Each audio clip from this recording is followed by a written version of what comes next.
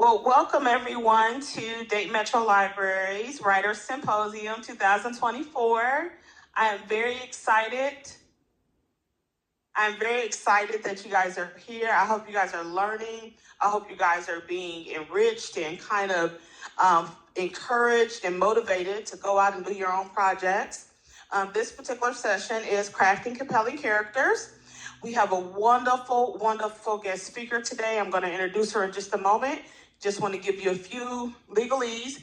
Bathroom is straight back there. If you go through that door, you can get to it, where our wonderful AT guy Aaron is at.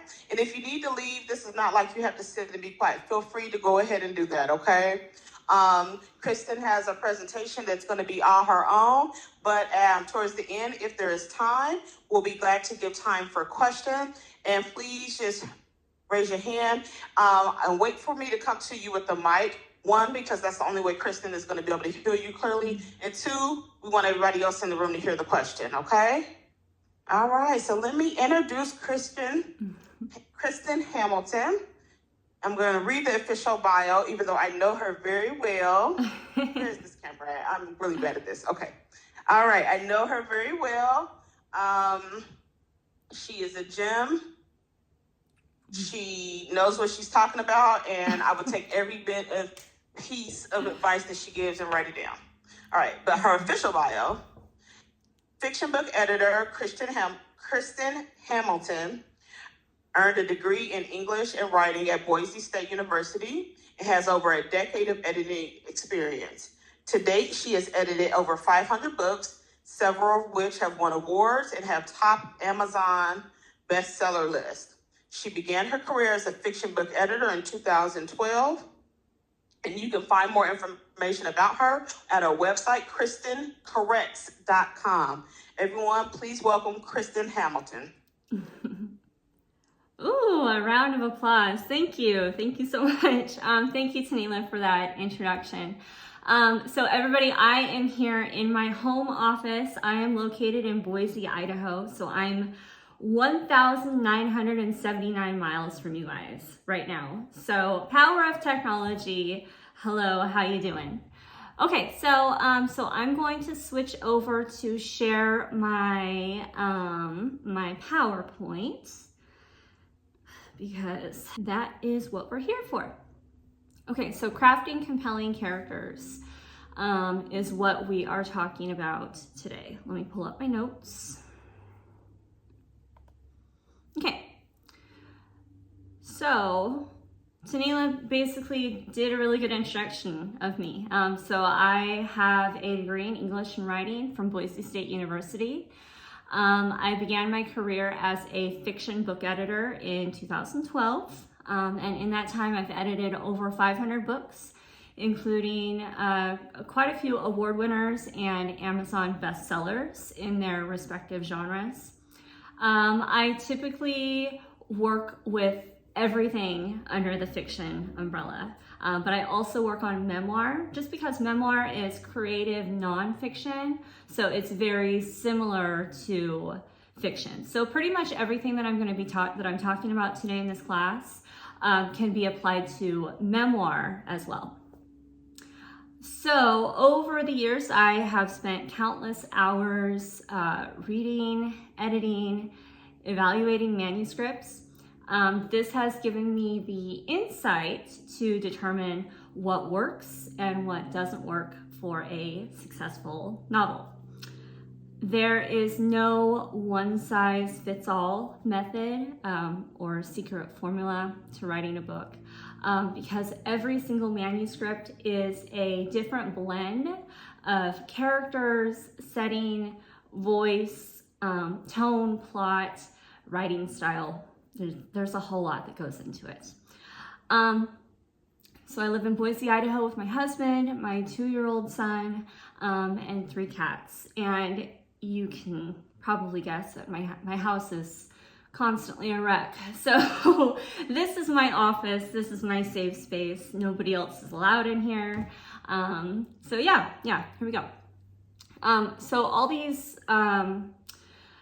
logos right here on the PowerPoint, the Alliance of Independent Authors, Editorial Freelancers Association, ACES, My Word Publishing. These are all associations I'm part of, memberships I'm a part of. These are really good resources if you are, authors.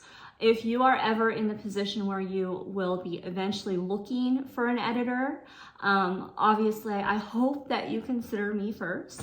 But if not, these are all really good resources. The EFA has a great database of authors. ACES also has a database of not authors, editors that you can search based on your genre. And then the Alliance of Independent Authors is a really good resource for authors, for support, a whole bunch of different things. So let's get started. Okay. So there's a lot that goes into creating a great book. But there are 5 constants, 5 pillars, as I call them, that hold up any work of fiction or creative nonfiction. They are conflict, plot and story structure, pacing, tension, and character development, which, hooray, we're talking about today, character development. So these elements work together to create an engaging, hard to put down book. Each of the pillars relies on the other, just like a building. So if your story's conflict is not well developed or well put together, readers are going to have a really hard time caring about the character, for example, or they're going to have a hard time engaging with the pacing of the book. So characters are really important. They drive the plot and they help readers connect emotionally with the narrative. So well-developed characters make readers care about what happens to them, which keeps them invested in the story. Characters and their level of development is one of the key parts that will make or break a book. Integrating human emotion is a critical step to getting your readers to connect with your story. In other words, if you could have a very, very well-written book, but if the main character is just either not written well or he's not very likable, it makes it harder for readers to fully get into your story and keep reading your book, essentially. The conflict is a really important aspect. It's one of the most important, it's one of the pillars. But it's probably the most important aspect of your novel because it serves as the driving force of the story and helps to create tension and suspense. But character development, writing your characters, is equally as important because characters allow readers to become emotionally invested in their struggles and experiences. Essentially, having a clear conflict and well-developed characters is essential for a good story.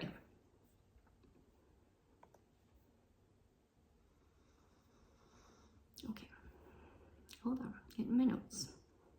Okay, so in the current market, readers prefer plot-driven fiction. That basically means that they prefer to read a story about a character overcoming a major obstacle by the end of the book. The characters must overcome smaller obstacles along their way to achieving the big goal. Each scene that you write needs to move the plot forward or show character development in some way. So the best way to do this is by having a balance of fast-paced action and slower character building moments, which will help to create a more dynamic and engaging story.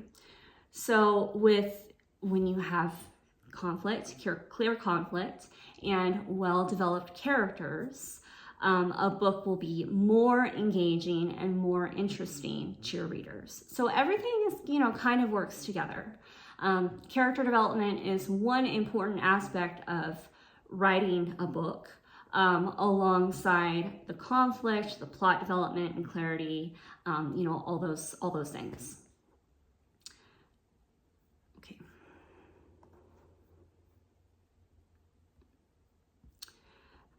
So, here we go. I have created a kind of like a tier system of how to create character profiles. This is a really important aspect of creating the characters in your book. So you basically want to start, the lowest level of character development is including their basic details, basic demographics, name, age, physical description, their background. These basics serve as the foundation for the character's behavior and their choices throughout the novel. Characters, I always tell my author clients, characters have to feel real on the page. To be well developed, each character should have a past, a need, a fear, a dream, and this should be shown, it can be shown through action, dialogue, and memories. This information should be incorporated at every opportunity you can. So on a previous slide, I said that every single scene should move the book forward through character development or plot development. And so that's what I'm talking about here, is that every single scene needs to incorporate one of those things to further along your story or more further along your character development. So the importance of depth when you are creating your character profiles, knowing your character beyond the surface level enables you to write them authentically. So I will have authors, I want to say the most well-prepared authors that I have worked with, and consequently the most successful authors that I have worked with, they come to me with character sheets, like these character profiles with, their name, their age, their physical description, background, past, need, fear, dream, all these things, on a list of like, okay, this is my character. This is what my character is about. And so deeply knowing your character is a really important goal you should have to be able to write your characters authentically. So think about their upbringing, think about their relationships, think about their worldview. Knowing these things about your character will help you understand how your character will react in different situations that arise throughout the book.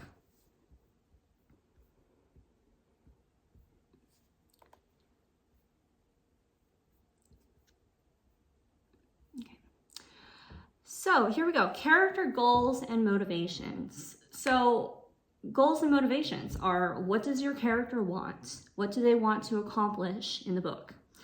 Every character should have a goal, whether it's saving the world, finding love, seeking revenge. Goals propel your character through the story. And motivations. Why does the character want what they want? This is super important. And actually one thing that I find problematic in a lot of the books that I edit, the author will say, okay, well, this character wants to do this, but it's like, okay, take a step back. Why? Why does the character want to do this? It's very important that you explain their motivations, because motivations add depth. They help explain a character's actions, and it also subsequently makes that character more relatable and more realistic. Okay. So, creating distinctive traits is one way to build unique and memorable characters. So, think about what makes your character stand out. Are they introverted or extroverted? Are they funny, cynical, optimistic? A blend of unique traits makes your character memorable. Also, characters can have different ways of speaking, Like they could use a catchphrase, they could speak with an accent, they could use, certain words, they could use a lot of slang. They could have different temperaments. For example, one character might be optimistic, while others might be a glass half empty type. Characters can be overly emotional, they could be distant and aloof. So think about all the different people that you know in your life. Their different personalities, their different quirks, everything that makes them unique to who they are. And you could take those characteristics that are in real life every single day and apply them to your characters. And that leads to the next slide, which is, if you need inspiration, draw from real life. So observe yourself if you're looking for inspiration to what kind of traits and characteristics to give to your characters. Observe yourself. What makes you feel certain emotions? Observe the world. Write what you know. I've had a lot of authors who, for example, one author is very involved in the equestrian world, like horse jumping and stuff like that. And so she wrote a book where the main character was in the equestrian world. So writing what you know, writing about your hobbies, just like your main character has that same hobby. And bringing that level of detail into your book and what the characters are thinking about, how they're interacting with their world. These are different things that you can do these are different things that you can apply to your character to make them feel more developed, more nuanced, and more realistic. Also, do research, go out into the world, interview those around you, read, and of course, stay curious. Another good way to build characters is to use personality frameworks. You could check out the Myers-Briggs type indicator, but the problem with this is that you don't want to turn your character into a stereotype. So what I mean by that is if a character is a type A, real go-getter, that's good, but they shouldn't be wholly, 100% like that.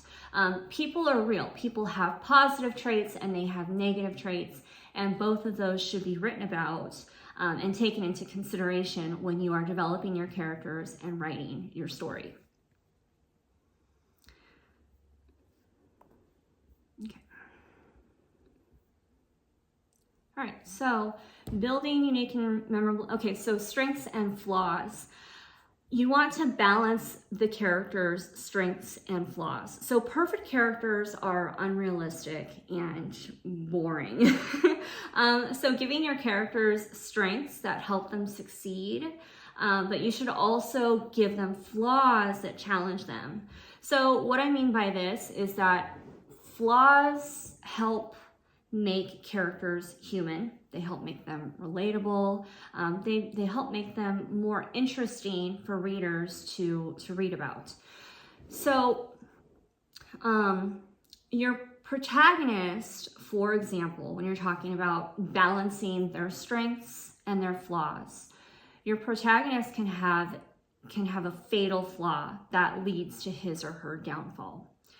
As the author, you can exploit your protagonist's pitfall, use it against them, and force them to change. And that's actually a really good way to create a character arc, which we will talk about in a few minutes.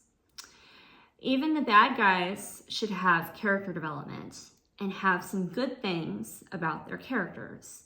Not everyone is wholly bad or wholly good, just like in real life. Dean Koontz did this really, really well in one of his books. I think it was Watchers. The bad guy was like this, it was a sci-fi book. So the bad guy was like this mutant, tortured soul. And he went out and was like murdering people or something. But the author did a really good job with showing readers exactly what made him be that way, which is a really good way. It's character motivations. And so it kind of made you as the reader start to feel bad a little bit for the main character.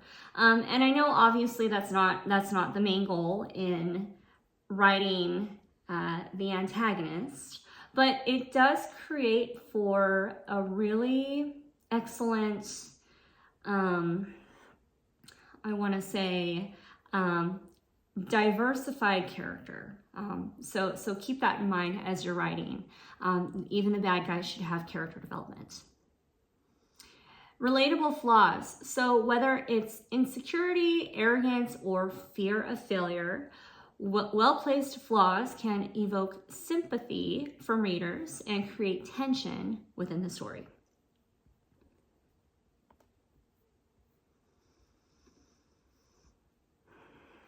Voice and dialogue. Every character should have a distinct voice that reflects their background, their personality, their emotional state. So for example, a character who is upset at the situation in an argument, let's say for example with another character, they're not going to be talking to the other character calmly and collectively. They're going to be angry, they're going to be yelling, they might be using swear words if that's their personality. So keeping things in mind as far as the context, what your characters are in, as well as their personality, their own unique traits is important to keep in mind. I want to go back to every character should have a distinct voice that reflects their background. So that could be if they grew up in the South, they could have an accent. Or if they grew up in England or Australia, they could use specific words and like slang words that are used in those areas. So making sure that you are staying consistent with that is really important. And of course, if your character that has these specific accents, or in their specific emotional state, their internal dialogue should match their external actions. So for example, if you are showing a character really mad in that argument with the other character, and then this character is thinking, okay, I'm going to go throw this baseball through the window because I'm so mad, and then they go and they plant flowers in the garden instead, and it's like, okay, that doesn't make any sense. So obviously you need to make sure that things match up with that. Obviously it's a very it's a simple thing, but you would be surprised at what some authors will write. Writing authentic dialogue. Dialogue should feel natural, reflecting how people actually speak. So what I mean by this is using contractions. It is very, very rare that people, when they're speaking, will not use contractions. But you would be surprised at how many authors will write dialogue in such a formal and stilted way that the characters aren't using contractions at all. So that's a really important thing to think about. Dialogue should also reveal something about the character, whether through word choice, tone, or subtext. So a really good example of this is in Pride and Prejudice by Jane Austen. An exchange between Elizabeth Bennet and Mr. Darcy. Elizabeth says, "From the very beginning, from the first moment, I may almost say, of my acquaintance with you, your manners, impressing me with the fullest belief of your arrogance, your conceit, and your selfish disdain of the feelings of others, were such as to form that groundwork of disapprobation on which succeeding events have built so immovable dislike, and I had not known you a month before I felt that you were the last man in the world whom I could ever be prevailed on to marry. It's an old example, but it's a really, really good example. There's a reason why Jane Austen is such a well-known author even today, is because this dialogue sounds like something a strong-willed, clever person might say in frustration. So the dialogue matches the character, and that's what it's all about. So in this example, Elizabeth's word choice, her tone, and her pointed phrasing reflect her pride and her intelligence, while also revealing her opinion of Mr. Darcy. So it's not just a natural conversation here, it has a lot of subtext about her feelings and the tension between them.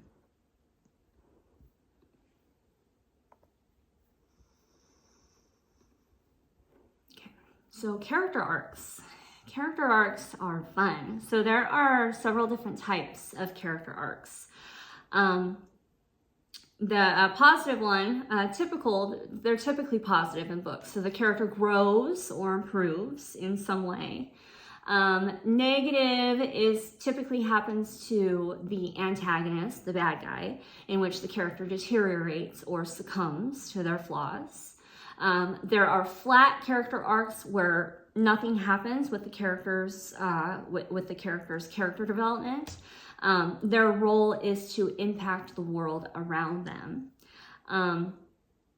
And as far as mapping your character arcs, when they should occur in your book, begin by considering where your character starts and ends. What needs to happen in the story to drive this change?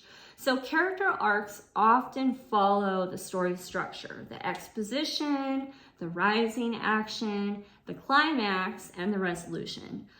So what I mean by that is a lot of plot-driven books will start with a regular day in life at the book's beginning. It basically shows the protagonist at the beginning of the book. It shows what kind of person they are before the story happens to them. And so a really good example of this is The Hunger Games by Suzanne Collins.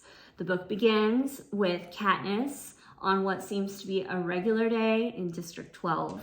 And of course, by the end of the book, Katniss is an entirely different person. So keeping this in mind as far as the character arc, who your character is at the beginning of the book is not the same person that they are at the end of your book.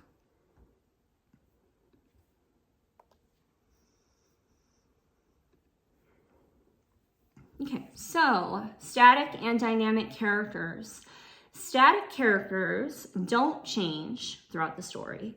They are effective in supporting roles or as symbols, but their lack of growth makes them less suited for protagonist roles. On the other hand, dynamic characters undergo significant changes, either internally or externally, throughout the story. They evolve as a result of the events they experience. Dynamic characters are often protagonists in books, just because it's much more engaging to read about dynamic characters rather than static characters. So consider adding a character arc to your main character to show growth and change. Your main character should have minor realizations throughout the entire book that prepare and lead her to the character change at the end. The best books I have found start with, to use that example again, Katniss at the beginning of the Hunger Games is Katniss at the beginning of the Hunger Games. She's innocent. She hasn't gone through all the events that will happen to her. And so by the end of the book, she is a completely different person.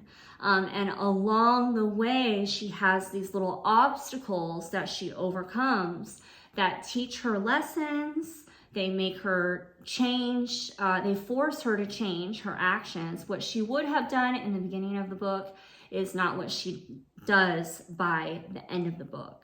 And so by showing that slow progression throughout the book is a really important way to show that character development and character change by the end of the book.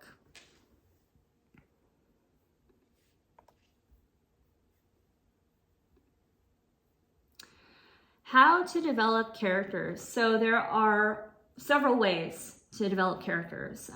Narrative, backstory, flashbacks, and internal thoughts. So narrative is just the prose. Narrative is the basic narration of your book.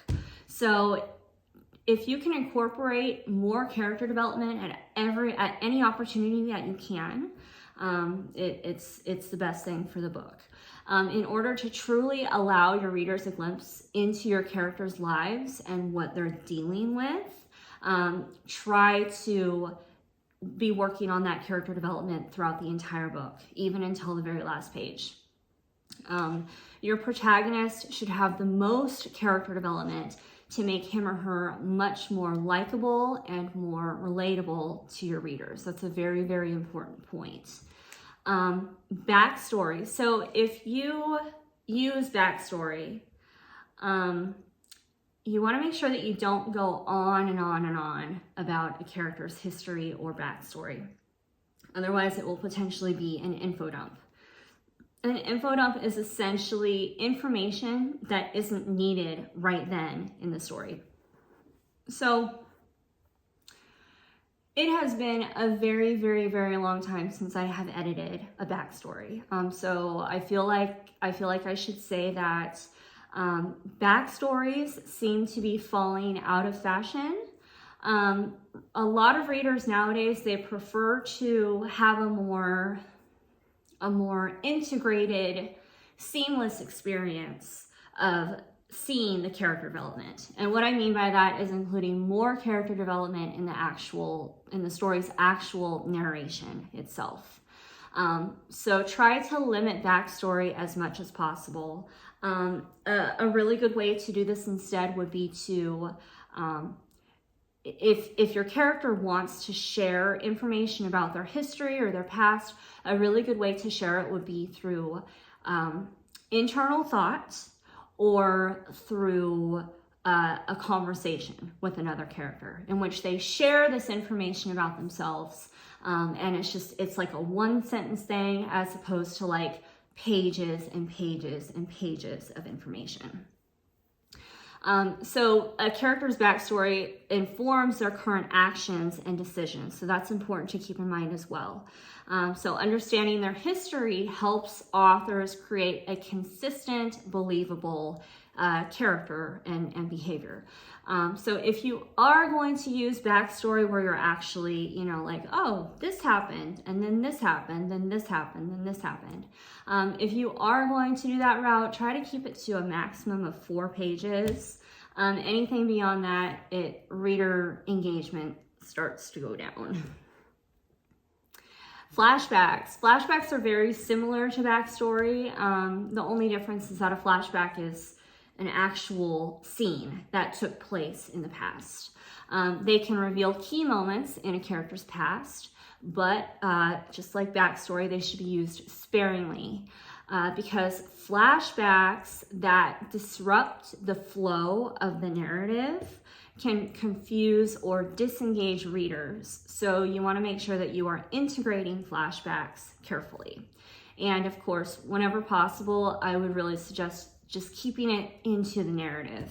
Just do as much character development by integrating it into the narrative and not using backstory, not using flashbacks as much as possible. Lastly, internal thoughts. They reveal a character's thoughts, emotions, and conflicts that may not be apparent in their actions or dialogue. So, internal thought is a really, really valuable tool because it shows readers what your character is thinking. But doing too much of it can slow the book's pacing, so it really should be used sparingly. And it's really important to balance it with dialogue and action in order to keep the story engaging. One thing that I didn't put in this presentation, but I would also like to bring up, is that there can become an issue if you are sharing, let's say for example, two characters are having a conversation in one of your scenes. And one character, you see his or her thoughts, and then the other character, you see his or her thoughts too. So then it's like this person talks and then you hear their thoughts, and this person talks and then you hear their thoughts. And after a while, it just becomes so jumbled, and it starts to feel like head hopping, where you're literally bouncing back and forth between these two characters. So a very important aspect of using internal thoughts as a tool would be to try to keep internal thoughts limited to one character per scene. This really delves into the aspect of perspective in writing. One thing that I have seen a lot of being problematic in my authors' clients' work is hearing too many characters' thoughts in the same scene. So basically you want to write each scene in one character's perspective. And if you absolutely have to share another character's perspective, wait until a different scene or a different chapter. Otherwise you risk head hopping, and it's confusing. It causes the readers to disengage. It's just bad news all around. Okay.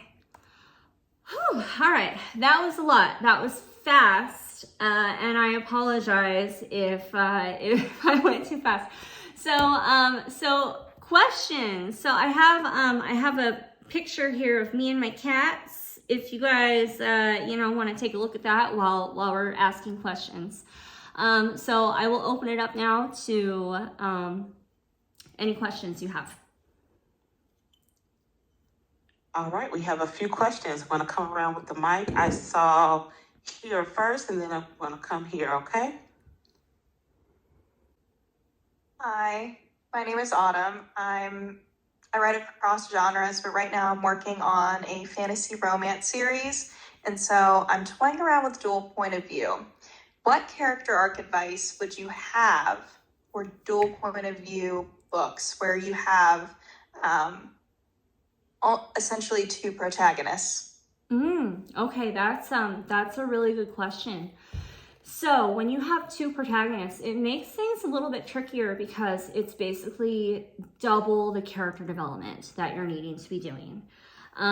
So when you are writing dual perspectives, dual protagonists, the important thing there is to make sure that you're keeping your perspectives separate. So a lot of authors will do this by writing one chapter in character A's perspective, writing the next chapter in character B's perspective, and then back to character A, back to character B, alternating over, throughout the chapters.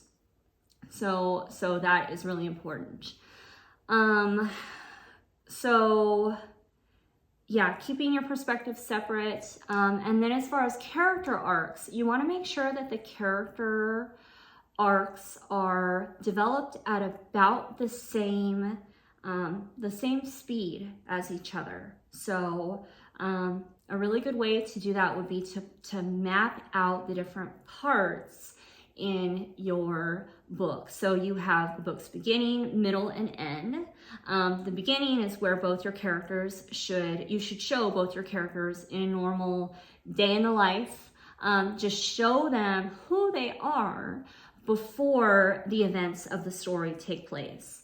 Then in the middle of the book is where you kind of have the meat of your book. You have the inciting event, you have all the rising action that's leading up to the climax.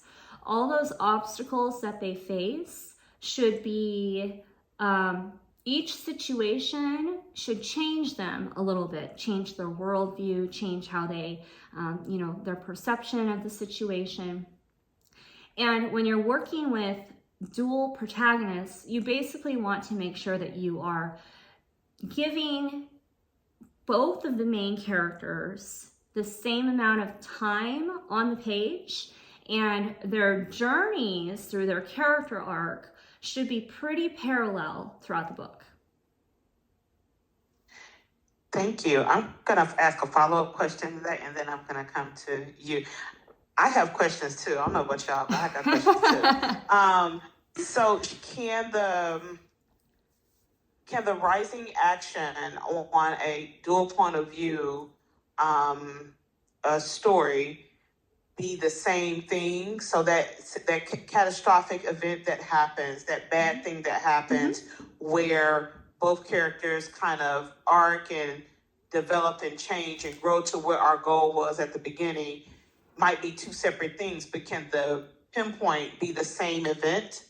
Absolutely, yeah, because I mean, every person reacts to things differently based on your worldview, based on your history, based on your character personality and your quirks, and all the things that make a character are essentially are the same things that make us individual people. So absolutely, yeah, you could have the same event impact both of these characters separately. I have a question regarding internal thoughts. Okay. How do you distinguish when your character is thinking to themselves and talking out loud so that the reader knows that this is an internal thought? Italics. Italics is it's not necessary to use italics, but almost every single author does use italics to show internal thought.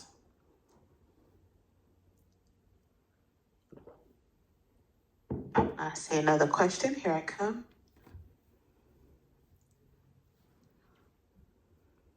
Hi. So, from the perspective of someone who's just getting close to finishing up their first manuscript, it's a young adult high fantasy. It's really, really long. So my question for you is, how, as an editor, do you handle working with people who have a lot of words that they don't know how to get rid of or don't know how to part with because they're attached to it? So that's a really, really good question, because that kind of segues into the next thing that I'm going to talk about in the next couple of slides, is that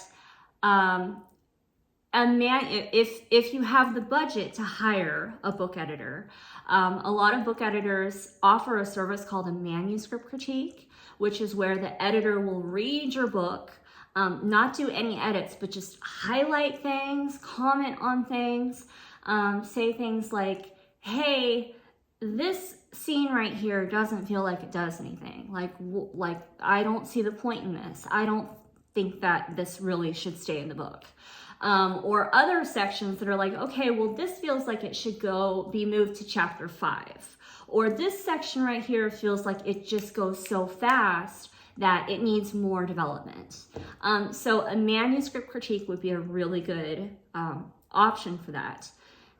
If you don't have it in your budget for a manuscript critique, using free resources like writers groups or beta readers are essentially the same thing, a little bit lower level, but essentially the same thing, to be getting that feedback as far as what works and what doesn't work in your novel and where you could cut those words.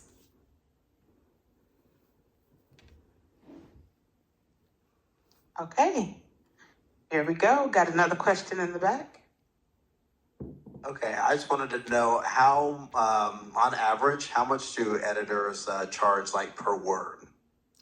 So my rate per word, so I offer 4 different editing services, editing and critique services.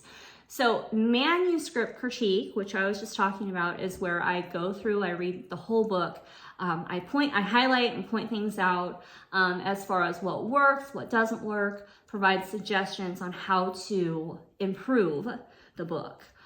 So that is 0.35 per word. So let me give you price for that. So let's say your manuscript is about 80,000 words. A manuscript critique would be $2,800. Basically, the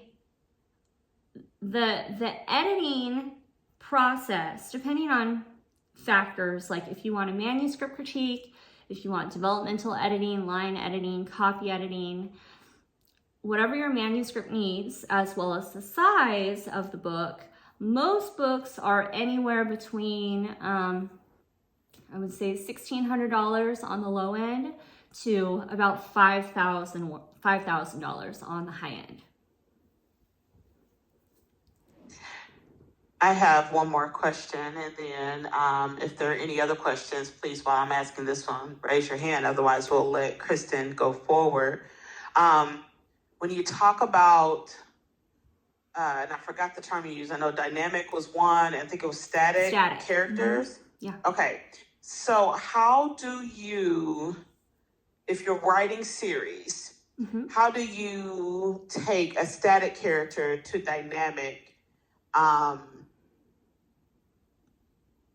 Let me rephrase. Okay. If you have static characters, say in one book, and you know because you plotted out a series Mm-hmm. that at some point they will be a dynamic character. They will be the protagonist. The whole book is going to center around this one person. But right now they're just static. They don't have a lot of value other than world building or environment, or your protagonist in that book is affected by this person, but not a whole lot. Sure. Is there anything special you should be doing in building that interest up for your reader? Or can you just leave your character a little flat until you want to make them focus? Yeah. If that question makes sense. Yeah, no, yeah, it definitely does. So I would say that if you have, let's say in book one, you have all the events going on in book one, and then you have this little character that's not super important. And then over in book two, this character starts to be a really interesting character, a really important character. It's okay if over in book one, that character is not super, doesn't have a huge role, is one of those static characters, less developed than the other characters. The main thing you want to do, both to keep the focus of your book as well as to keep the word count down, is you really only need to develop the characters that are the most important ones. So if you have a character that's not super important, like a tertiary character, you have your primary characters, like your protagonist, secondary characters that are kind of like the sidekick, and then tertiary characters who are just like characters that are in like one or two scenes. If you have a tertiary character in book one, you don't need to spend a whole lot of time developing that person's character, not until it becomes relevant in one of the next books. Thank you. Do you have any other questions before we let her go? Okay, well, we got another one. I love questions. Yeah, me too. That's how you get everything you need to know out of the sessions.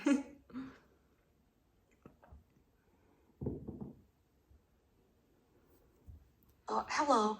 Can you hear me okay? Yeah. Okay.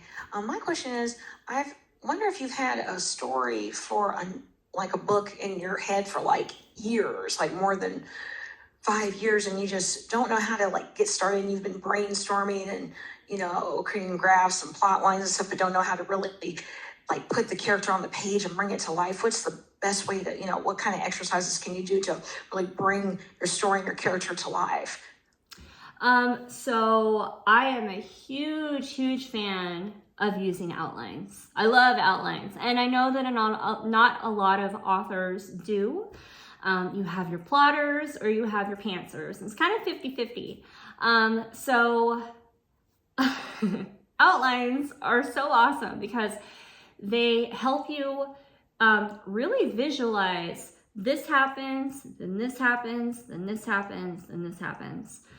And then if you like really fill out that outline, it really just becomes a point that you have to just, you know what you need to write, and all you have to do is create a scene to write it.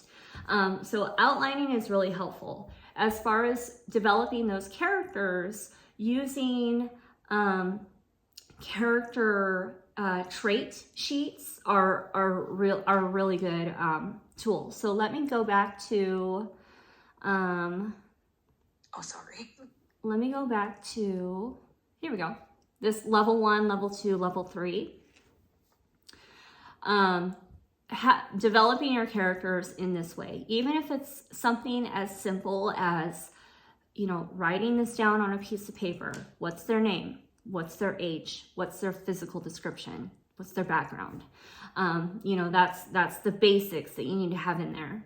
And then kind of building this character and developing this character, their past, their need, their fears, their dreams, what they want, and then getting to the point that you keep building on that character, building on that character, building on that character, in order to show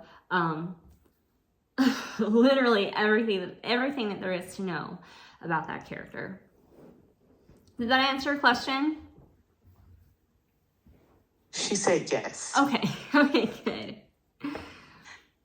Okay, so we have about 10 more minutes. We'll let Kristen finish and wrap up.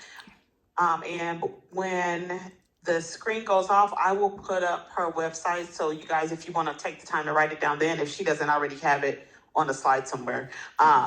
Just want to make sure you guys know the information will be available afterwards. So even if the session is over, you can always come to me and ask, and I'll make sure you either have the correct contact information or show you like while we're out there on the floor, okay?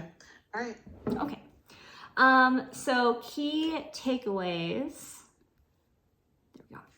Okay, so in order to create compelling characters, basically, you need to know your characters very well. You need to know your characters like they are real people. Like they could jump off the page and stand in front of you and you would know everything about them. That is your job as an author.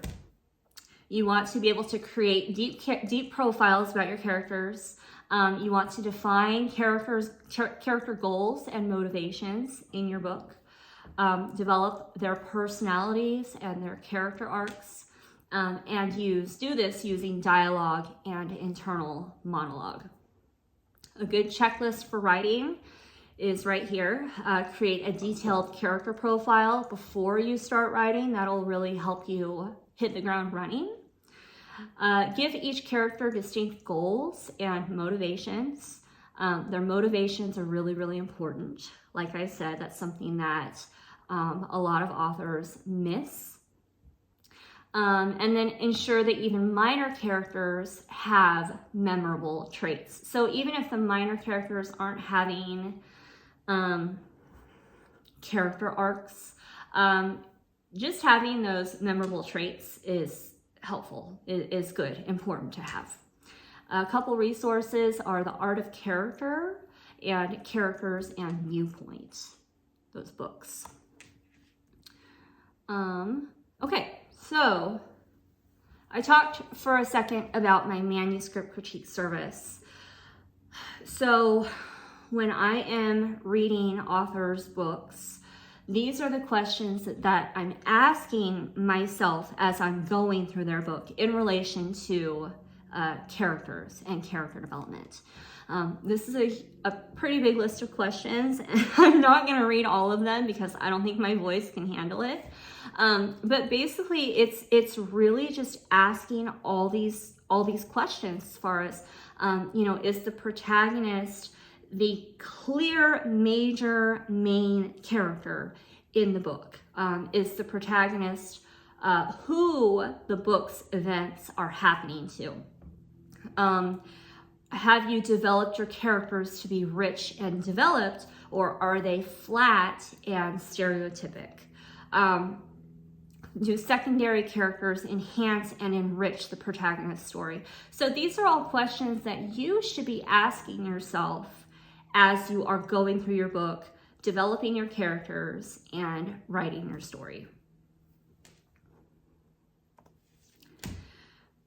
Okay, we are done, and yay! So I have a couple of blog posts talking about the pillars of writing that I introduced at the very beginning. Everything you need to write great fiction. There is the link to it right there from my website. Also, everything you need to know about creating great characters is also a really helpful blog post that covers a lot of the material that I talked about here. Here's my website and my email address. I love answering questions. I love talking about this stuff. So how many are there of you in there? There's probably what, 12 or 15 people? I think we're at 19. Oh. 1, 2, 3, 4, 5, 6, 7, 8, 9, 10, 11, 12. 16. 16. All right. I expect 4 different people to email me with questions. I request it. Please and thank you. So yeah, no, seriously. Make them random. Make them real random. You know? yeah, exactly. Like my character has 5 legs. I would like to know if it's weird that I want to add a 7th toe. I love it. That's honestly. my question. Yeah, no, seriously. So please, if you have any questions about character development, honestly, no matter how random, because a good book editor is here to help you, answer those weird questions that you feel like you can't ask anybody else. So my email address is there on the bottom, and you could also find me on all the social medias. My handle is Kristen Corrects. And so there we go. That's it. So let me switch. Okay, well, everybody, let's give Kristen a round of applause, a big one. I really hope that information was helpful to you, inspiring. You got something out of it, and if you didn't, you got some more questions that you have, and so you're going to email them.